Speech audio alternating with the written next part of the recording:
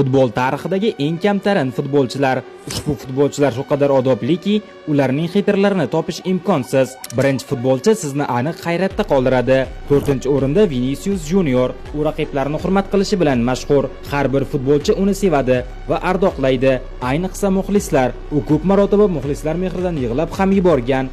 Ayniqsa Valensiya muxlislari uni qattiq hurmat qilishadi. 3-o'rinda Thomas Gravesen. To'g'ri, siz uni tanimaysiz, ammo uni hech qaysi hujumchi yomon ko'rmaydi. U oyoq sindirib, karyerangni yakunlashi mumkin, lekin har doim kechirim so'raydi. To'g'ri-da, raqibni hurmat qilish kerak-ku. 2-o'rinda Sergio Ramos. Ramosning qalbi shu qadar pokki, pashshani ham ranjitmaydi. Ayniqsa bu pashsha Barselona formasini kiyib olgan bo'lsa. Birinchi o'rinni aytishimdan oldin kanalimga obuna bo'lib qo'ying. Birinchi futbolchi esa shubhasiz Pepe.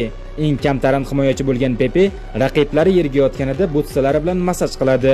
U shu qadar kamtarinki, Messining qo'lida hasharot ko'rib qolib, uni o'ldirib, Messining hayotini qutqarib qolgan. Siz yana qaysi kamtarin futbolchilar haqida bilasiz? Fikringizni kommentariyada yozib qoldiring.